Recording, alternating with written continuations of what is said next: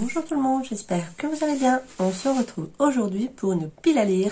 Oui, en effet, le mois de la fantaisie commence. Donc là, nous sommes le 30. Donc je pense pas que j'aurai le temps de filmer, monter et me publier la vidéo avant de partir travailler. Donc je vais déjà filmer et je la montrerai demain. Donc vous l'aurez le 1er mai si tout va bien. Et donc le 1er mai est le premier jour du mois de la fantaisie qui est organisé par Stéphanie de la chaîne Piketty Booking. Ça fait 4 ans je crois qu'elle l'organise et moi je crois que c'est ma 3e année de participation. Donc voilà, c'est un mois que j'attends avec impatience puisque j'adore lire de la fantaisie. Et là ça me permet de relever un peu un challenge, de sortir un peu des livres que je sors pas habituellement de ma pile à lire pour pouvoir booking un peu. Voilà, comme vous pouvez le voir, mes bibliothèques sont vides. En effet, un déménagement se profile pour nous. Nous attendons que toutes les autorisations soient faites. Mais en termes de financement, tout est accepté. Donc normalement, nous achetons une maison.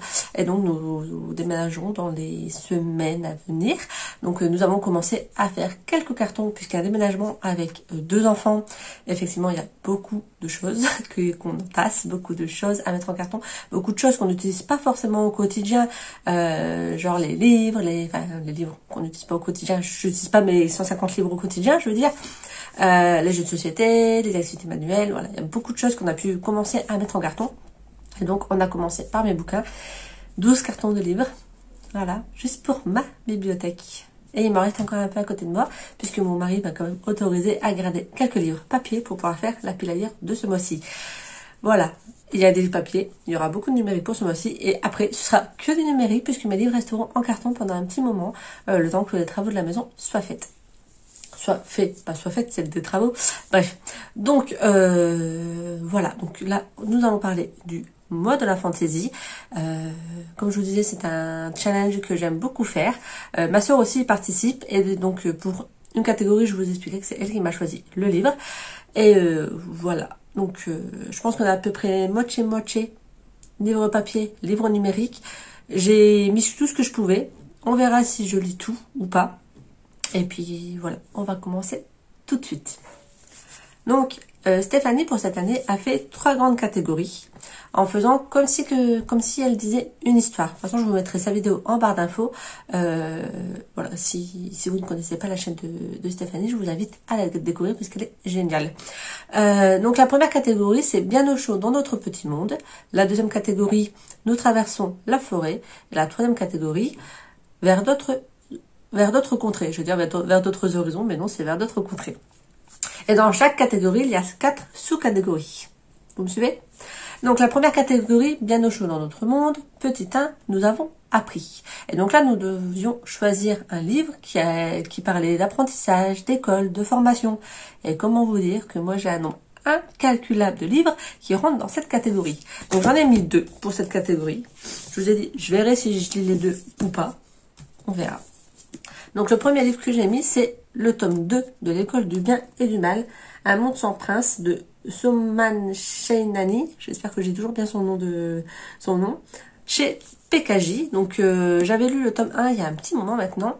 Donc on suit 2 filles, Agatha et Sophie, qui se retrouvent kidnappées une nuit. En fait, tous les ans, dans leur village, il y a des enfants qui sont kidnappés et on ne sait pas ce qui devient d'eux. Elles se font kidnapper et elles se retrouvent dans des écoles. Donc il y a l'école du bien et il y a l'école du mal. Donc on s'attend à ce que, je crois que c'est Sophie qui est blonde, jolie, princesse, se retrouve dans l'école du bien pour apprendre à devenir une princesse. Et que Agatha se retrouve dans l'école du mal parce qu'elle vit dans un cimetière avec sa mère, qui est la sorcière entre guillemets du village, etc. Sauf qu'arrivées sur place, ça va pas se passer comme ça. Elles vont pas être dans l'école qu'elles attendaient. Elles vont être inversées. Donc au début, elles pensent que c'est une erreur et au fur et à mesure, elles vont vraiment se demander est-ce que c'est une erreur ou pas. Donc à la fin, si je dis pas de bêtises, elles arrivent à quitter l'école et à retourner dans leur village. Je n'en sais pas plus. C'est écrit gros. C'est un livre jeunesse. Ça devrait le faire. Donc voilà, j'ai mis celui-là en premier dans la catégorie école, puisque le titre parle de lui-même. Hein. J'avais commencé, j'avais lu le premier chapitre. Je vais le recommencer en fait, puisque voilà. Ça c'est moi, je commence à lire et je le finis pas. Donc on va partir sur celui-là. Et j'ai également prévu de lire le tome 2 de Métamorphose donc Paradis obscur de Erika Duflo. Donc pareil, j'avais lu le tome 1 il y a un bon bout de temps. Là, j'ai la saga complète dans ma bibliothèque, enfin en carton, mais je l'ai de base complète dans la bibliothèque. Avec ma soeur, on avait réussi toutes les deux à shipper des livres à droite à gauche d'occasion. Alors je suis désolée pour le bruit, je sais pas ce que c'est, mais il y a du bruit dans mon couloir. Je ne sais plus trop de quoi ça parle. Je me rappelle que c'est une jeune fille qui se retrouve dans une école parce qu'elle a comme un tatouage, je crois, qui apparaît dans son dos. J'aurais peut-être dû relire le résumé avant de vous faire la vidéo.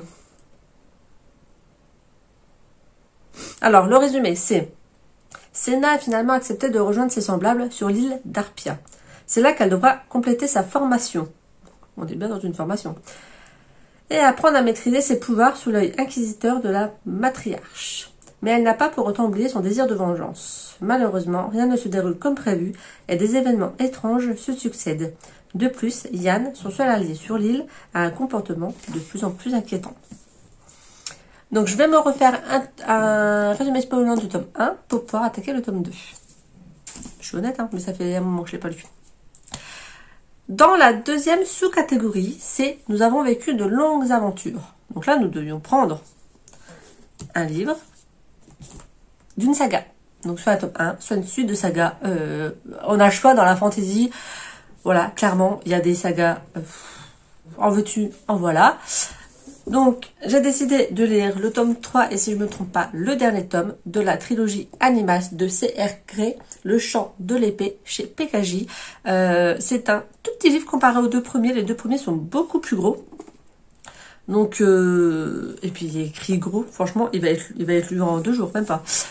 Surtout qu'en plus, je suis en vacances à partir du 1er mai pour une semaine. Ça va être cool. Bon, je vais faire des cartes entre deux, mais si j'arrive à bouquiner un peu plus, ce serait bien aussi. Bref. Donc là, on a Bélé qui, en fait, surtout dans une école de magie, entre guillemets, en fait, chaque enfant est lié à une race d'animal, donc des corbeaux, des serpents, etc. Et Bélé, lui, n'est lié à rien, sauf que il est quand même dans cette école.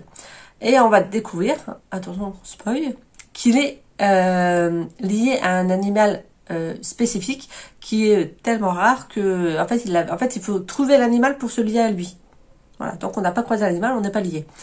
Donc lui, l'animal, il l'avait jamais croisé parce que c'est un animal tellement rare et tellement mythique voilà, qu'il l'avait pas encore rencontré jusqu'au jour où il le trouve. Et là s'ensuit plein d'aventures, plein de choses avec ses copains, un peu à la mode Harry Potter. J'avais beaucoup aimé les 2 premiers tomes et donc j'ai hâte de connaître la suite de cette saga.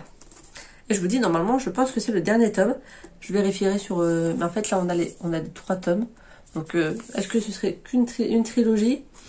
On verra. Je vous dirai quand j'aurai fini. Pour la 3e sous-catégorie, c'était « Nous avons rencontré des gens exceptionnels ». Donc, il fallait un livre qui parle de magie, de sorcellerie. Bon, là aussi, on a le choix dans la fantasy. Et j'ai décidé de sortir un livre qui est dans ma pile à lire depuis un petit moment, puisque je l'avais acheté... à la Japan Expo, quand j'avais été avec ma fille il y a 2 ans maintenant, puisqu'avec ce fameux Covid, l'année dernière on n'a pas pu y aller, donc c'était l'année d'avant. Il s'agit du livre Les Descendants, le tome 1 de Fils, de S.A. William, aux éditions Sonia Couder. Donc c'est une petite maison d'édition, voilà, toute petite maison d'édition, si je ne me trompe pas.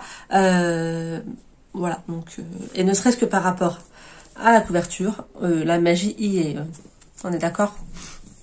Voilà. Donc là, on va suivre 2 orphelins qui ont des pouvoirs étranges. Voilà, donc on s'arrête là. Ils ont des pouvoirs étranges. Donc on est bien dans la sorcellerie et dans la magie. Il y en a un que le feu ne brûle pas et l'autre que l'eau ne noie pas.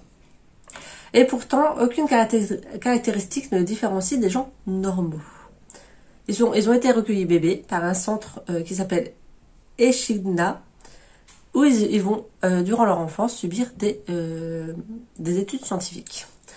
Ensuite, maintenant ils sont majeurs et par conséquent, ils sont enfin libres. Ils décident alors d'enquêter sur leur origine afin de savoir d'où ils viennent. Donc il va également y avoir une quête, etc. Donc je vous en dis pas plus. J'ai hâte de le découvrir. Il est écrit aussi assez gros. Voilà, il fait un peu plus de 300 pages. Donc j'ai hâte de le découvrir. Puis j'aime bien, je m'achèterai le tome 2. Voilà, ça fait quand même quasiment 2 ans qu'il est dans ma pile à lire, il est peut-être temps que je me décide à le lire. Pour la dernière catégorie, donc là je vous mettrai la miniature puisque c'est un livre numérique. Donc nous avons découvert que nous avions un destin. Donc il faut lire un livre avec, qui parle d'élus, de quêtes, etc. Et donc j'ai décidé de lire Joe Hill, L'Homme-Feu de Joe Hill. Voilà, donc je vous mets la miniature. Joe Hill est le fils de Stephen King. Donc déjà, voilà. Stephen King, on n'en parle plus. Hein. Et donc, dans cette histoire, donc l'homme-feu, on va découvrir, en fait, il y a une genre de maladie qui attaque des personnes. Donc, en fait, les gens qui sont malades prennent feu, en fait, se combustent spontanément. Et ils meurent. Donc, c'est pas trop cool pour eux. Et une femme a cette maladie. Et en fait, elle est enceinte. Et elle veut pas subir une combustion instantanée avec son bébé dans son ventre, quoi. Donc, mais elle entend parler qu'il y a un homme qui lui a réussi à maîtriser ce feu. Donc, et elle va aller le voir. Donc, elle va essayer de le trouver pour qu'il aide aussi à pouvoir maîtriser ça et pour qu'elle ne meure pas en fait. Donc, c'est une quête de sa part de retrouver cet homme pour essayer de pas mourir. Voilà. Donc, pour cette catégorie, L'Homme-Feu de Joe Hill, qui je sais aussi rentrera dans une catégorie de mon défi lecture de l'année que je fais d'habitude. Dans la deuxième grande catégorie, donc nous traversons la forêt. La première sous-catégorie, c'est Et commençons le périple. Donc, il nous faut un voyage. Donc là, pareil, je vous mets une miniature puisque c'est un livre numérique.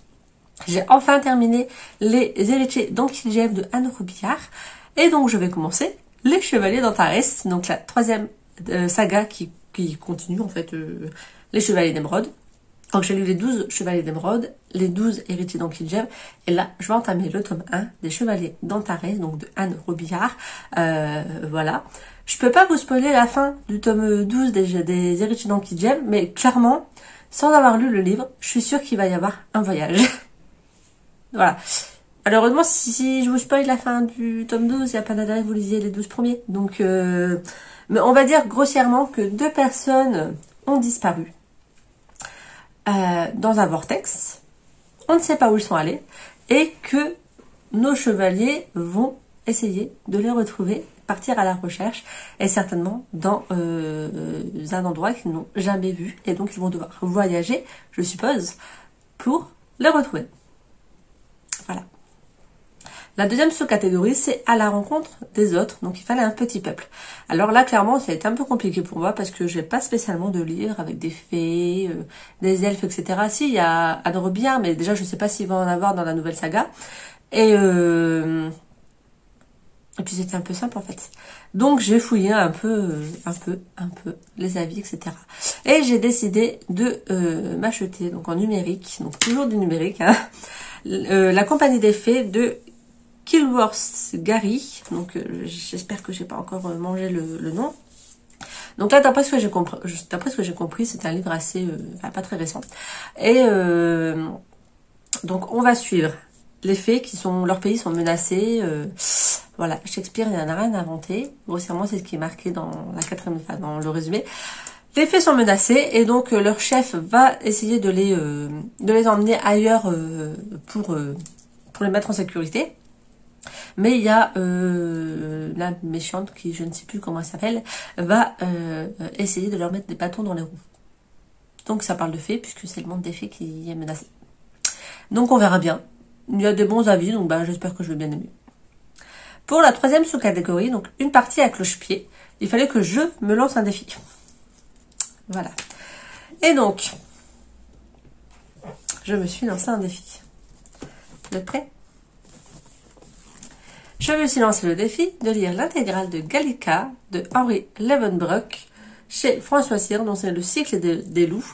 Et c'est une belle bricasse, toujours écrit, pas très gros. Voilà, j'avais lu la Moira l'année dernière, ou l'année d'avant, je ne sais plus. C'était une histoire qui m'avait plu. Certes, j'avais beaucoup de descriptions, un peu de longueur, etc. Mais j'avais beaucoup aimé quand même. Et donc là, je me dis, bon, il est peut-être temps de sortir la suite, hein. D'accord, donc on est à plus de 1000 pages, on est à 1118 pages. Voilà, c'est mon défi. Donc, bah, je vais essayer de le lire entièrement, un petit peu, entre plusieurs livres. On verra si j'y arrive, mais en tout cas, ce serait bien de réussir à le lire. Ça me permettrait d'avoir un livre en moins, une intégrale en moins à lire, parce que des intégrales, j'en ai plein, en fait. J'ai hésité entre lui et Grisha, parce qu'en fait, en ce moment, tout le monde lit Grisha, parce que la série est sortie sur Netflix. Alors clairement, moi j'ai pas Netflix, donc je suis pas pressée. Et je pense que je vais attendre un peu que la folie Grisha retombe pour me lire l'intégrale, parce que là on en parle un peu trop. Et voilà, j'aime pas faire comme tout le monde, j'aime bien attendre et pas lire en même temps que tout le monde les autres. Donc je me suis dit, c'est le moment de lire Gallica. Voilà, c'est parti. Donc dans cette histoire, on va suivre... Donc après la Moira, donc ça tombe bien, j'ai lu la Moira avant. Traqué par d'impitoyables guerriers qui ont brûlé son village et tué les siens, Bohème est contraint de fuir. Il ignore pourquoi les milices du Christ sont après lui. Mais son lien avec les brumes, ces créatures merveilleuses, n'y est peut-être pas étranger. Ainsi commence pour le jeune homme un périple à la rencontre de lui-même sur les routes de Gallica, une France de légende qu'il ne fut jamais. Voilà. Donc on va essayer de lire cette bricasse. On verra si j'arrive. Ça reste un défi, un challenge, donc on verra. La 4e sous-catégorie, c'est la fin en la survolant. Donc il fallait un livre avec des créatures volantes. Donc toujours en numérique. J'ai décidé de lire Silver Battle et le Dragon d'eau. Si je ne me trompe pas, c'est un tome 1 ou c'est un one-shot, je ne sais plus. J'ai pas écrit c'était de qui. Bravo Angélique. Donc de toute façon, je vous mets la miniature. Donc là, on va suivre une jeune fille qui vit dans le désert avec son papa et qui doit travailler dur pour reprendre la bijouterie, d'après ce que j'ai compris. Sauf que elle, son rêve, c'est de participer à la course de dragons qui a lieu chaque année. Voilà, elle veut devenir entre guillemets dresseuse de dragons.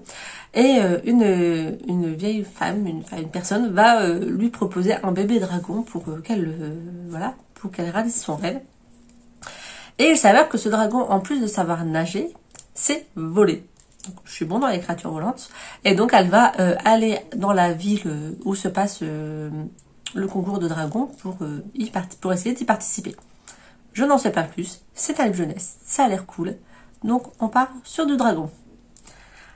Pour la 3e grande catégorie, vers d'autres contrées, la première sous-catégorie, c'est pour y trouver l'amour. Donc il faut une petite romance dans l'histoire. Bon, en général, il y a des romances dans beaucoup de livres quand même. Donc là, j'ai décidé de lire le tome 2 de Un palais d'épines et de roses de Sarah J. Maas. Donc c'est-à-dire un palais de colère et de brume. Donc là, on suit Fer qui a, donc dans le tome 1, tué sans faire exprès un fae. Et qui se retrouvent donc embarqués dans leur pays, dans le palais du roi, entre guillemets, des Fae, parce qu'elle a tué un des leurs, voilà, grossièrement, donc ils la prennent en captivité. Il se passe plein de choses dans le tome 1, et donc je voudrais arriver au tome 2. Déjà dans le tome 1, on a une petite romance qui a tendance à s'installer, et donc j'aimerais savoir ce qui se passe dans le tome 2, et vu le résumé, il y a l'air qu'il va y avoir des péripéties en termes de romance.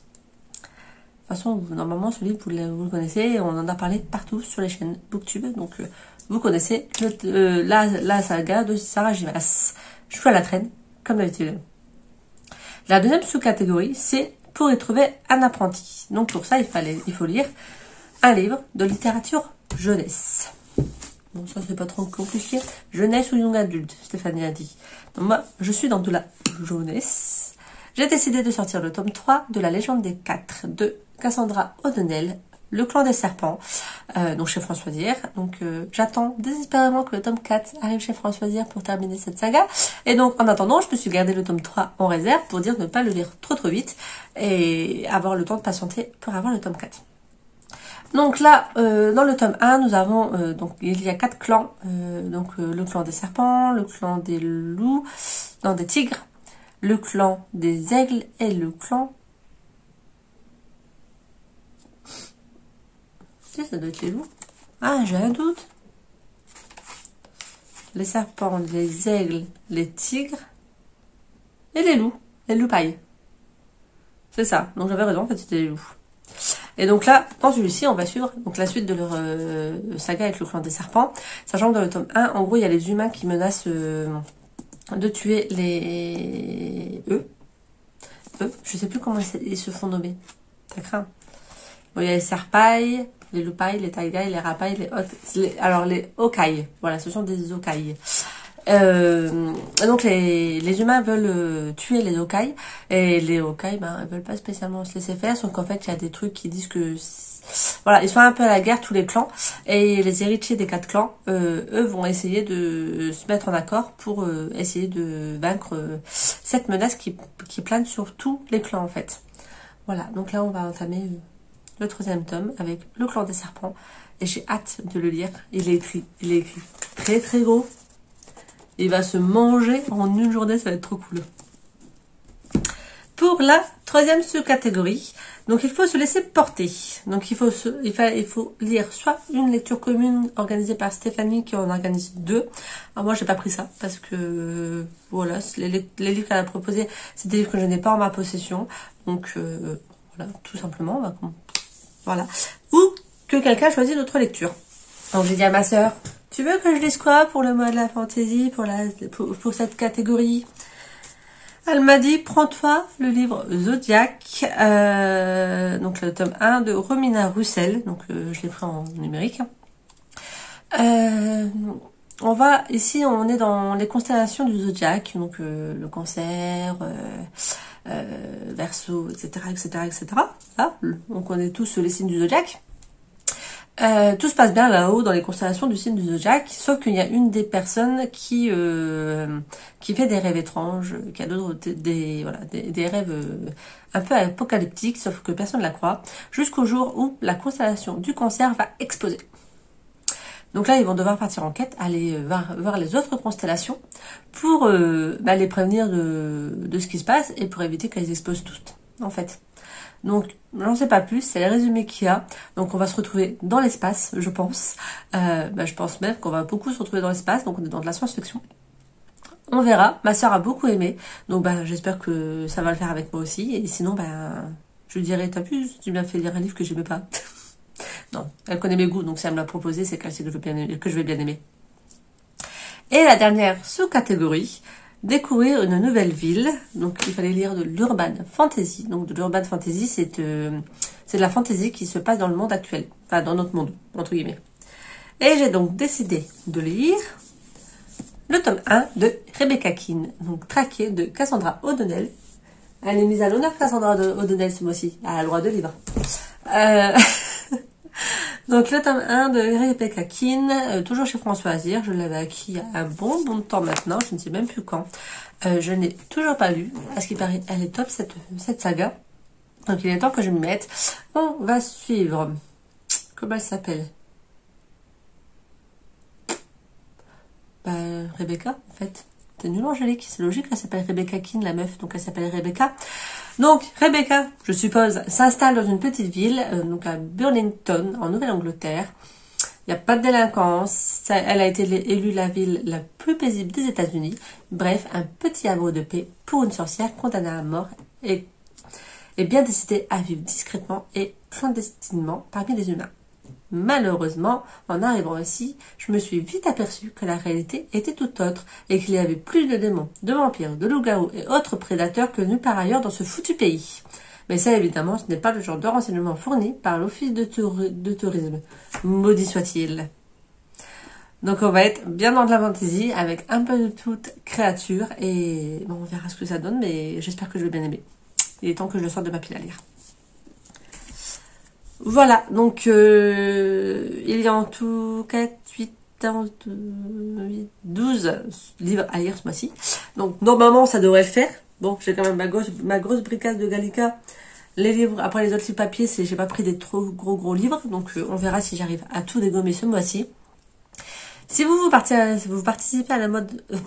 mais n'importe quoi, je sais plus parler, c'est la fin de la vidéo, ça se voit. Si vous aussi, vous participez au mode de la fantasy, je suis curieuse de le savoir. Voilà, si vous avez fait une petite pile à lire, dites-le moi. Je suis le hashtag le mode de la fantasy sur Instagram, comme ça je peux voir toutes les publications.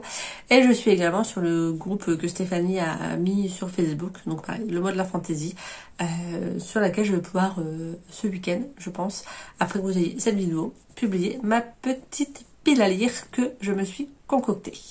Sur ce, j'espère que cette vidéo vous a plu. Si c'est le cas, je vous invite à mettre un petit pouce en l'air, à vous abonner si c'est pas encore le cas. Et je vous souhaite une agréable journée et un bon week-end. Bye!